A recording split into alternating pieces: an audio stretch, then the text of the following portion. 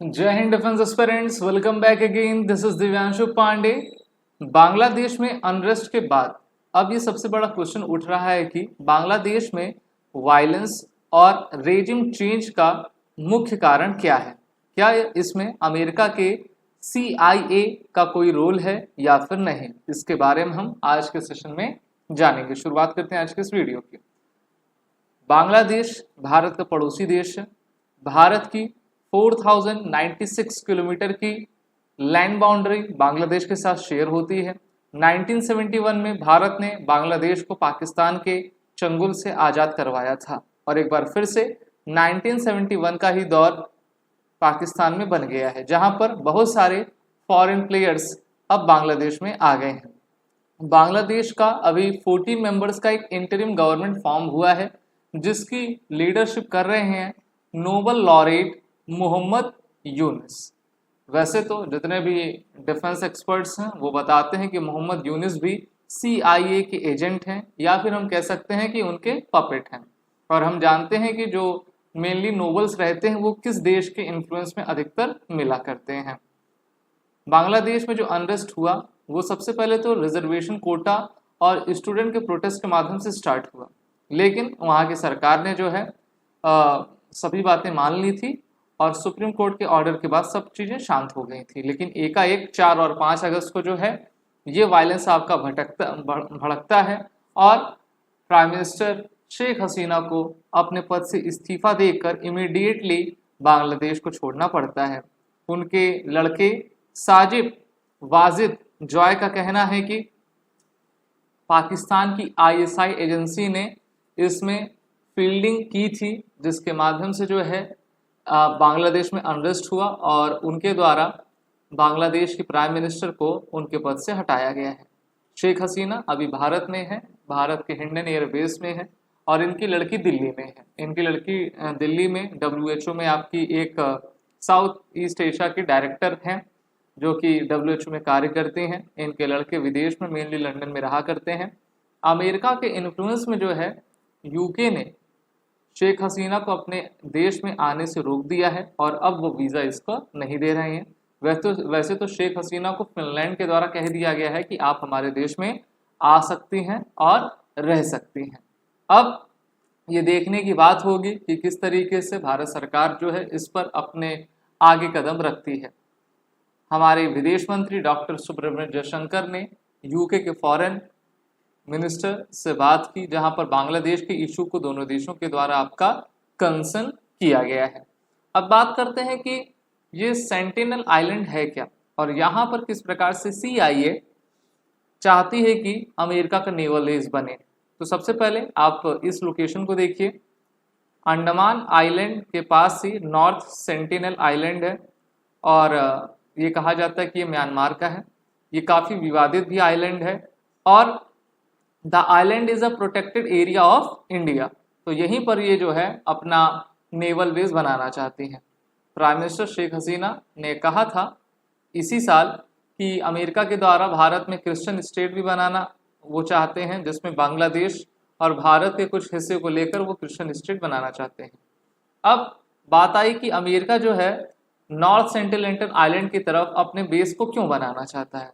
तो देखिए, पहला रीजन यही है कि जो साउथ चाइना सी है और इंडियन ओशन है, अमेरिका का उद्देश्य ये है कि इंडियन ओशन को पूरे तरीके से कवर अप करने के लिए बांग्लादेश में वो बे ऑफ बंगाल में वो अपने नेवल बेस को बनाए, जिससे कि उनकी डिपेंडेंसी भारत पर आपकी खत्म हो सके और यहाँ पर रह के वो साउथ एशिया में जितने भी कंट्रीज हैं उनके पॉलिसी को आपका रेगुलेट कर पाएँ। तो ये आरोप अमेरिका और CIA के ऊपर लगा करता है।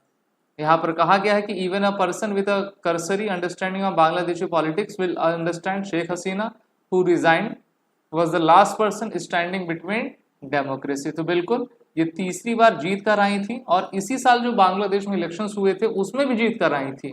उसके बावजूद भी जो है ये रेजिम चेंज का ऑपरेशन कंडक्ट करवाया गया है। अब इसमें है क्या, सबसे पहला तो जो हार्डकोर इस्लामिस्ट है ना, और दूसरा आपका BNP बांग्लादेश नेशनल पार्टी ने काफ़ी अहम भूमिका निभाई है। बांग्लादेश नेशनल पार्टी के जो सुप्रीमो हैं उनको तो जेल से रिहा कर दिया गया है, लेकिन BNP पर एक तरीके से दबाव बन सके इसलिए उनके लड़के अभी भी जेल में आपका हैं, क्योंकि सभी के ऊपर कई आपके आरोप भी लगे हुए हैं।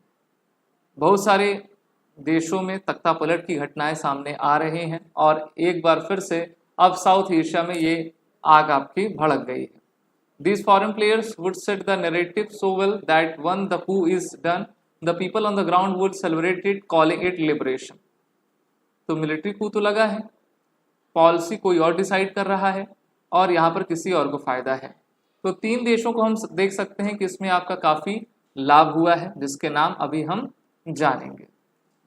ये भारत के लिए वेकअप कॉल भी है कि किस प्रकार से बांग्लादेश में तख्ता परिवर्तन हुआ है, और अब जो गवर्नमेंट आएगी तो उतनी फ्रेंडली तो वो भारत के साथ बिल्कुल भी नहीं रहेगी, और उनकी जो फॉरेन पॉलिसी रहेगी वो किसी दूसरे देश के द्वारा ही आपकी तय की जाएगी। अभी इंटरिम गवर्नमेंट है, आने वाले कुछ महीने के बाद वहाँ पर चुनाव होंगे और चुनाव में मेनली जो है जीत बीएनपी की ही होगी, क्योंकि अवामी लीग के जितने भी जैसे शेख हसीना थी वो तो देश छोड़कर जा चुकी हैं, उनके जो इम्पोर्टेंट लीडर्स हैं उनको चुन चुनकर मारा जा रहा है। तो क्वेश्चन यही उठ रहा है कि बांग्लादेश को seems straight out of CIA playbook, why India should be more watchful and alert. तो क्वेश्चन ये उठता है, क्या हमारी जो एजेंसियां उनको नहीं पता था? भारत को ज़रूर पता था कि क्या वहाँ पर हो रहा है, लेकिन भारत के अपने भी सिक्योरिटी कंसर्न है। इस मैप को आप देखिए, अभी falling like dominoes one by one India's neighbours is come to political and economic turmoil. एक तो देश आपका अफगानिस्तान हो गया 2021 में, यहाँ पर तालिबान का शासन आ गया। पाकिस्तान को तो हम सभी जानते हैं, ये सबसे बड़ा नाकारा देश है, कोई काम का नहीं है। दूसरा नेपाल, तो प्रो चाइना गवर्नमेंट यहाँ पर रहा करती है, और चाइना में तो इतना भ्रष्टाचार है कि उसकी कुछ लिमिट नहीं है। और बांग्लादेश में अब जो है गवर्नमेंट कोलैप्स हो चुकी है। भूटान ही एक ऐसा देश है जिसमें सब चीज़ें ठीक हैं। क्यों ठीक है? क्योंकि इनकी फॉरेन, डिफेंस और कम्युनिकेशन की पॉलिसी भारत के पास है। मिलिट्री को म्यांमार में 2021 से लगा हुआ है, श्रीलंका में 2022 में इकोनॉमिक क्राइसिस आ गई थी, प्रो चाइना गवर्नमेंट मालदीव्स में काम कर रहे हैं। तो पूरे साउथ एशिया में या फिर साउथ ईस्ट एशिया में 2 ही देश सुरक्षित हैं, एक भारत एक भूटान। भूटान किस लिए सुरक्षित है? क्योंकि भारत के साथ वो हमेशा रहा करता है और वहाँ पे किसी भी प्रकार का हम कह सकते हैं कि इस्लामाइजेशन नहीं है। तो जो भारत के मूलभूत कल्चर को फॉलो किया हुआ है वो अभी तक सुरक्षित है।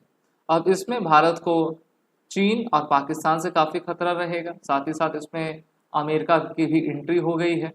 अभी तक जो भारत में टेररिज्म रहा करता था पाकिस्तान की तरफ से आता था, अब हो सकता है कि आने वाले समय में बांग्लादेश के तरफ भारत को और सतर्क रहना पड़े और बड़ी चुनौतियां भारत को भविष्य में ज़रूर मिलेंगी।